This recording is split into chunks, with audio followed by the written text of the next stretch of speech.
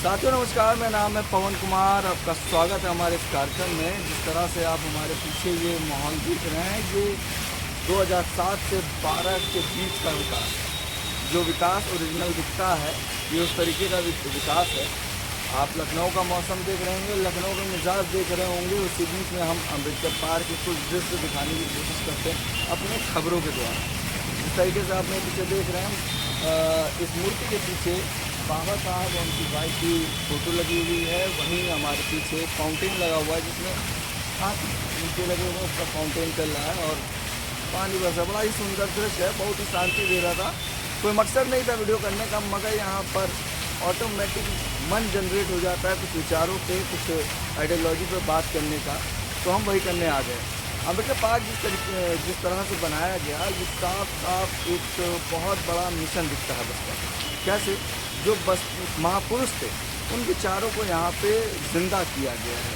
जैसे आप यहाँ पे अम्बेडकर स्मारक नाम होने के बाद इसमें ज्योतिबा फूले, छत्रपति साहू जी महाराज, संत गाड़गे, नारायण गुरु, सावित्रीबाई फूले, फातिमा शेख, महात्मा बुद्ध जी की मूर्तियाँ पाएंगे। वहीं जिस बहुजन क्रांति को आंदोलन में बदला, मानव कांसी राम साहब की भी मूर्तियाँ पाएंगे। और जिन्होंने ये बनाया बसपा सुप्रीमो मायावती, उनकी भी मूर्तियाँ पाएंगे। तमाम लोगों का कहना है कि बसपा सुप्रीमो ने अपनी मूर्तियाँ इसलिए लगाई कि अपने आप का परिचय कर सकें। मगर आपको बता दें कि ये बात मानव कांसी राम साहब की सोच थी कि हमारे साथ हमारे नेता की भी मूर्तियाँ लगें। इस कारण बसपा सुप्रीमो की यहाँ पे मूर्तियाँ लगी हैं। मगर इस स्मारक को जब आप देखेंगे, जो दृश्य आपको दिख रहा होगा इस समय स्क्रीन पे, एक बहुत ही खुशनुमा मौसम दिखता है। और सबसे बड़ी बात है, 12 के बाद अब 24 ख़त्म की ओर बढ़ रहा है, मगर ये स्मारक आज भी मजबूती से इस तरीके से दिख रहा है। वहीं पर बात कर लें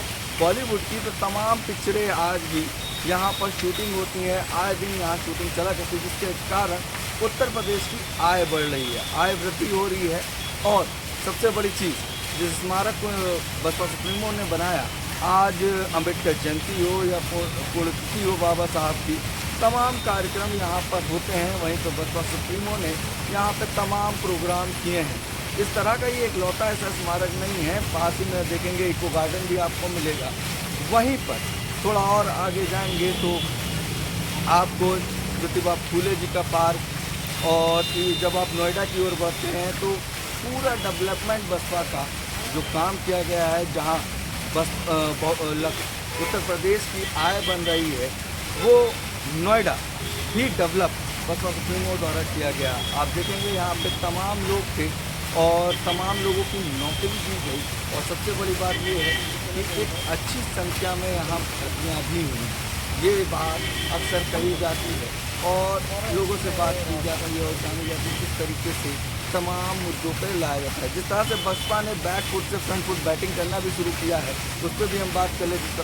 जिस तरीके से हाथरस में जो मामला हुआ, उसके बाद ट्वीट पर ट्वीट आना, ये भी एक नया बसपा की स्ट्रेटजी मानी जा रही है। वहीं पे आकाश आनंद को जिम्मेदारी देने के बाद जिस तरह से तमिलनाडु में जो मामला हुआ, उसमें आकाश आनंद भी वहाँ मौजूद थे और साथ साथ दर्शा रहा कि बसपा सुप्रीमो अब आकाश आनंद को फ्रंट फुट में बैटिंग कराएंगे। इतना ही नहीं, उपचुनाव में अगर आप देखेंगे तो इस बार आकाश आनंद पूरी जिम्मेदारी से आपको सामने नजर आएंगे।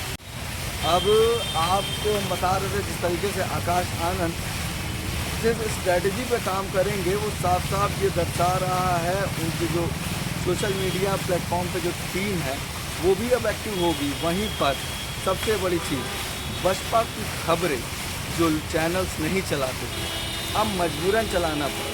बसपा की जो बात जो लोग नहीं कर रहे थे, उन्हें मजबूरन कर रहा है, क्योंकि जिस तरीके से विपक्ष अब मजबूत हुआ है। मगर जो बहुजन आइडियोलॉजी की विचारधारा थी, जो बहुजन आइडियोलॉजी के काम थे, वो साफ साफ अब दर्शाते हैं कि तमाम राजनीतिक पार्टी एक होने के बाद भी उनके मुद्दों पे बात नहीं कर रही है। भारत का संविधान दिखा के उन्हें कहीं ना कहीं एक जुमला दिया जा रहा है। मैं घूम रहा था स्मारक में, तो एक चीज़ मैंने देखी,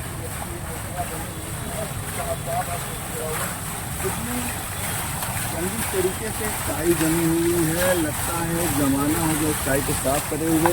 ये अगर अम्बेडकर पार्क बना है, महापुरुषों का जो स्थल जिसे माना जाता है, आप देख रहे हैं किस तरीके से इसमें स्काई जंप की कितनी गाड़ी, अगर इसको इंग्लिश में कहा तो ऐसे ही निकल आएगा। तो ये सवाल सरकार को उठते हैं, जिस धरोहर को पुण्यों ने महापुरुषों के आदर्श को अगर बनाया है तो वहीं पर विपक्ष इन बातों को भी सामने क्यों नहीं लाएगी। और सबसे बड़ी चीज़ है कि हमें लगता है इसका दोबारा काम भी सरकार ने अपने बजट में नहीं कराया। आपको हमारे पीछे आपको दिखा दें यहीं पर कि दिखा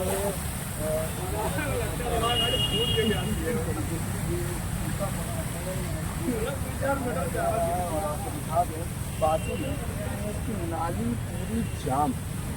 इस नाली को देख रहे हैं तो जाम है, जहाँ पानी पास होने को चाहिए, पानी का कोई जरिया नहीं है, बस कूड़ा दिख रहा है। और ये पत्थर जो आपको दिख रहा है ये टूटे पड़े हुए हैं, जिसको अभी तक बनाया नहीं गया है। इस तरीके के तमाम मामले आपको इस स्मारक में दिखेंगे जिन पर काम नहीं हुआ है। अगर स्मारक को घूमेंगे तो कहीं ना कहीं पत्थर टूटे पड़े हुए हैं, वहीं स्मारक के अंदर भी जाएंगे आप। जो हमारे पीछे आपको स्मारक दिख रहा है, कैमरा से कहीं थोड़ा सा शूट करके दिखा दें कि ये जो जहाँ पर लोग मौजूद हैं काफ़ी संख्या में, ये जो स्मारक है इस पर इसमें कई जगहों पर इस तरह के हालात हैं जहाँ साफ सफाई नहीं है।